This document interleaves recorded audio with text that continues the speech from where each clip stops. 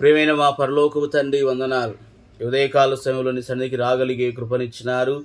దైవ మర్మముల ద్వారా అందరితో మాట్లాడమని యేసునామమును ప్రార్థించి వేడుచున్నాము తండ్రి, ఆమేన్. జూలై 22వ తేదీ దైవ మర్మాలు. అలాగే నా నోట నుండి వచ్చు వచనం ఉండును, నిష్ఫలముగా నా యొద్దకు మరలక అది నాకు అనుకూలమైన దాన్ని నెరవేర్చును. నేను పంపిన కార్యమును సఫలము చేయను. మీరు సంతోషముగా బయలువెలుదురు, సమాధాన పొంది తోడుకొని పోబడదురు. మీ ఎదుట పర్వతములను మెట్టలను సంగీతనాదము చేయును. పొలములోని చెట్లన్నీ చప్పట్లు కొట్టును. ముండ్ల చెట్లకు బదులుగా దేవదారు వృక్షములు మొలుచును. దురదగొండి చెట్లకు బదులుగా గొంజి వృక్షములు ఎదుగును. అది యెహోవాకు ఖ్యాతిగాను, ఆయనకు కొట్టివేయబడిన నిత్యమైన జ్ఞాపక సూచనగాను ఉండును. యెషయా గ్రంథం 55వ అధ్యాయం 10వ వచనం నుంచి 13వ వచనం వరకు. 29వ శిఖరం. నా నోట నుండి వచ్చు వచనం నిష్ఫలముగా నా యొద్దకు మరలక. 11వ వచనం. మనలో ఎవరితోనైనా దేవుడు ఏదైనా మాట్లాడిన ఎడల అది ఒక దినమున నెరవేరి తీరును.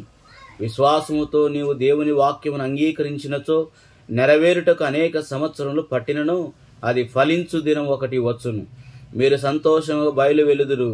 21వ వచనం. విశ్వాసం ద్వారా దేవుని వాక్యం అంగీకరించినప్పుడు మనం సంతోషించుట మాత్రమే కాక మన సంతోషమును ఇతరులతో పంచుకొనగలుగుదము. మనం అంగీకరించిన వాక్యను బట్టి సంతోషంతో బయలువెలుదము.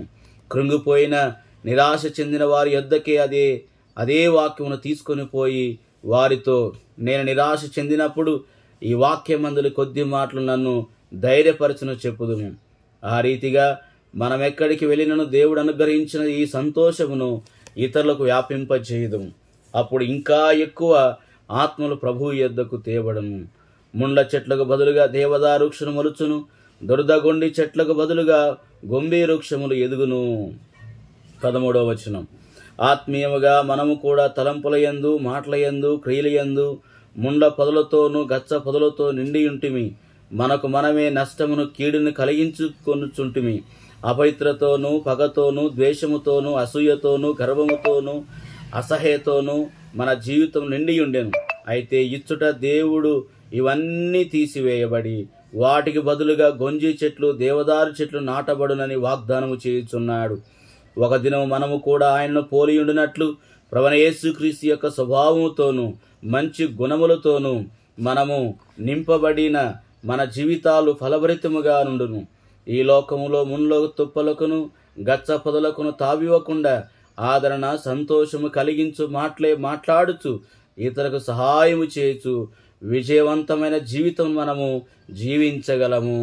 అట్టి కృప దేవుడు మనకు అనుగ్రహించునుగాక.